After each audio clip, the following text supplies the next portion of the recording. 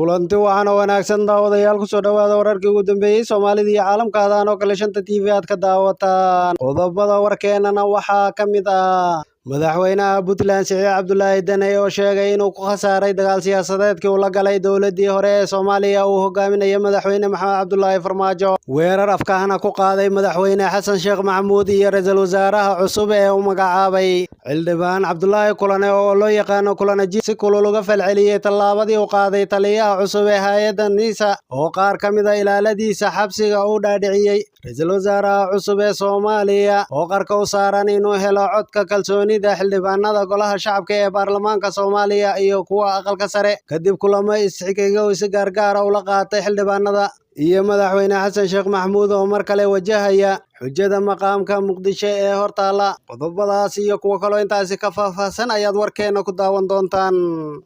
aynu ku bilownay sida hordhaca wararkeena aad ku maqasheen madaxweynaha maamulka Puntland Siciid Cabdullaahi Dane oo kulan gaar ah la qaatay xildhibaanada golaha wakiilada ee Puntland oo munaasabad ugu sameeyay aqalka madaxtooyada ayaa waxa uu kala hadlay arrimo dhowr ah kulanka oo ahaa mid ay albaabadu u xidhnaayeen ayuu Siciid Dane kaga warramay jabkii iyo khasaaradii xoogganeed ee ka soo gaadhay doorashadii madaxtinimada Soomaaliya ee uu tartamay iyo dagaal siyaasadeedka ay Puntland la gashay madaxweynihii hore ee Soomaaliya Maxamed Cabdullaahi Farmaajo madaxweyne Dane ayaa si cad ugu sheegay inuu ku khasaaray 3 sano ee la soo dhaafay dagaal siyaasadeedkii uu kula jiray dowladii uu hogaaminayay madaxweyne Maxamed Cabdullaahi Farmaajo madaxweynaha ayaa sheegay 3 sano ee la soo dhaafay uu galay dagaal adag oo ka shaqeynayay sidii Farmaajo loo ridi lahaa Puntlandna ay u heli lahayd faa'iido siyaasadeed oo ah tagida villa Soomaaliya taasi oo uu sheegay inay kooxo badan jilaafeeyeen oo uu ku hongoobay damaciisii ku aadanaa inuu isagoo matalaya dadka reer Puntland ku guuleysto kursiga Soomaaliya ugu sareeya ee madaxtinimada wuxuu dhaliilay ballandarrada uu ku eedeeyay madaxweynaha cusub ee Soomaaliya Xasan Sheekh Maxamuud isagoo ku sifeeyay mid aan waxba dhaqaajin karin niyad darro weyn ayuu ka muujiyay Siciid Cabdullaahi Dane Xasan Sheekh Maxamuud xilli uu la hadlayay xildhibaanada wuxuuna niyad darro weyn ka muujiyay madaxweyne Xasan Sheekh Maxamuud Siciid Cabdullaahi Dane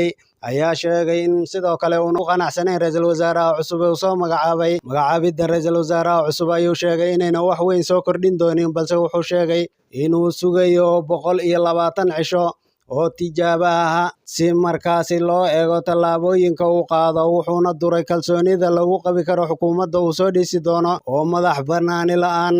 dareemaysa siduu sheegay maadaama uu madaxweynaha ku eedeeyay mid doonaya inay isaga awooddu ku koobnaato oo ra'iisul wasaaraha uu isagu amro tani waxay muujinaysaa sida Siciid Cabdullaahi Dane ugu baahi qabay inuu isagu noqdo ra'iisul wasaaraha Soomaaliya isla markaana uu la loolamo madaxweynaha waana tallaabadii ugu weyneed ee Siciid Dane ka hor istaagtay inuu hanto kursiga ra'iisul wasaaraha Soomaaliya kadib markii saaxiibada madaxweyne Xasan Sheekh Maxamuud kula taliyeen inuuna ku dhiiranin inuu Dane u magacaabo ra'iisul wasaaraha Soomaaliya isagoo sheegay haddii ay taasi dhacdo inuu madaxweynuhu wajihi doono khilaaf aan dhammaad lahayn oo kaga imanaya dhinaca ra'iisul wasaaraha haddaba haddii aynu eegno 7 khasaaro oo Siciid Dane ka soo gaadhay doorashadii madaxweynaha Soomaaliya Siciid Cabdullaahi Dane wuxuu dhawaan ku laabtay Puntland oo safarkaasi gunaanad u ahaa dagaal siyaasadeed oo qaatay muddo ka badan 2 sano dagaalkaasi oo uu ku raadinayay fooqa ugu sareeya ee xukunka Soomaaliya ayaa ku soo dhamaaday inuu Siciid Dane iska iimaansado hoggaankiisa Puntland wuxuu furitaanka kalfadhiga baarlamaanka Puntland ka sheegay inay kaalin fiican ka qaateen isbeddelkii hoggaamineed ee dalka ka dhacay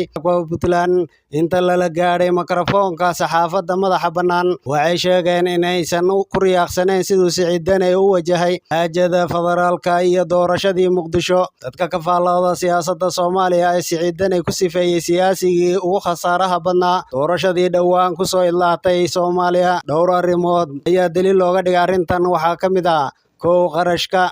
inkastoo dhammaan musharaxiintu ay kharash galiyeen doorashada sida soo saarista xildhibaanada siihayntooda iyo sooryada habeenka doorashada madaxweynaha kana Siciid Dane waxaa la sheegay ninkii bixiyey kharashkii ugu badnaa muddadii lagu jiray marxaladda doorashada Soomaaliya isaga oo xitaa dhaqaale ku bixiyey in la buunbuuniyo sida warbaahinta iyo fanaaniinta laba xilka madaxweynaha hadafka ugu weyn ee Siciid Dane wuxuu ahaa inuu noqdo madaxweynaha 10aad ee Soomaaliya 99 xildhibaan ayuu imaatin-kooda saameyn ku lahaa laakiin Siciid Dane wuxuu ku dhammaystay kaalinta 3aad doorashada madaxweynaha Soomaaliya 3 kursiga ra'iisul wasaaraha Siciid Daney oo ay hal sano iyo dhowr bilood uga harsan tahay waqtiga xukunkiisa, Puntland wuxuu rajeynayay inuu heli doono kursiga ra'iisul wasaaraha Soomaaliya oo siyaasad ahaan kor u dalleci doono, balse mayna dhicin. Waxaa la sheegay inuu Xasan Sheekh u sameeyay ballanqaad markhaatiyaal leh intaan loo gudbin wareeggii saddexaad ee doorashada madaxweynaha, balse wax walba waxay si degdeg ah isu bedeleen kadib guushii madaxweyne Xasan Sheekh Maxamuud. Kooxo ku hareeraysan Xasan Sheekh Maxamuud ayaa la sheegay inay si weyn u diideen Siciid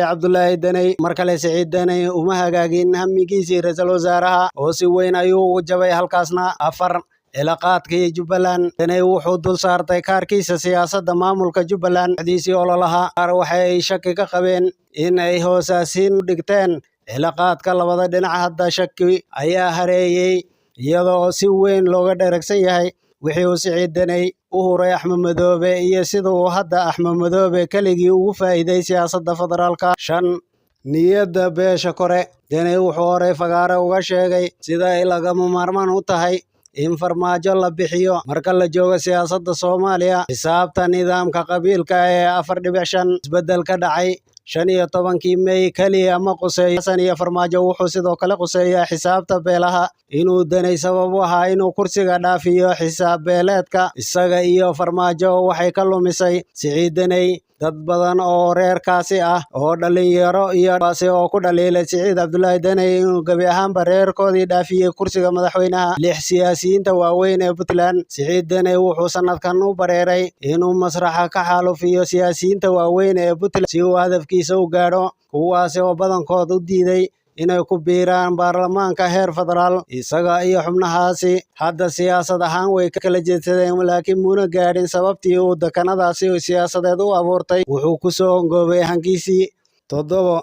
Habacsanaanta doorashooyinkii Puntland. Intii Siciid Daney uu eryanayay hadafkiisii federaalka, waxaa si weyn hoos ugu dhacay mashruucii doorashada dadweynaha ee Puntland. Sidoo kalena wuxuu maamulku dhowr jeer dhadhamiyey khilaaf gudaha ah oo u dhexeeyay Siciid Daney iyo ku-xigeenkiisa Axmed Kiraash. Dhacdooyinkan waa kuwa loo arko inay ka mid yihiin khasaarooyinkii Siciid Cabdullaahi Daney soo gaadhay doorashadii dhowaan ku soo idlaatay Soomaaliya, balse hadda Siciid Daney wuxuu ka qoomameeyey dagaal siyaasadeedkii uu la galay madaxweynihii hore ee Soomaaliya Maxamed Cabdullaahi Farmaajo. Sidoo kalena uu qiray inuu Xasan Sheekh ballandarro ku sameeyey oo ah guuldarro kale oo siyaasadeed oo soo gaadhay hogaamiyaha Puntland Siciid Cabdullaahi Daney. Xildhibaan Cabdulaahi Kulane oo ka tirsan golaha baarlamaanka Soomaaliya ayaa ka hadlay labadii hoggaanka cusub ee hay'adda NISA ku xidhay qaar ka mid ah ilaala ka tirsan nabad sugidda, gaar ahaan ciidanka loo yaqaano Duufaan oo la shaqeynaya. Xildhibaan Cabdulaahi Kulane oo horey uga tirsanaa saraakiisha sare ee hay'adda NISA ayaa lagu xidhay garoonka diyaaradaha Aadan Cadde ee magaalada Muqdisho, iyagoo doonaya fasax la'aan inay garoonka uga duulaan oo ay safar u aadaan gobol ka mid ah Soomaaliya. Islamarkaana waxay ku baxayeen qaab ciidan oo ay doonayeen inay garoonka kaga ambabaxaan, gaar ahaan qaybta daraawiishta, iyagoo wata qoryo fudud, balse uma suurtagelin. Isla garoonkana waa lagu xidhay. Wararka ayaa sheegaya in labadan askari ay ka mid ahaayeen ilaa iyo 5 askari oo hoos tagaysay nabad sugidda qaybta guud ee gobolka Banaadir uu siiyey Xildhibaan Cabdulaahi Kulane inay ilaaliyaan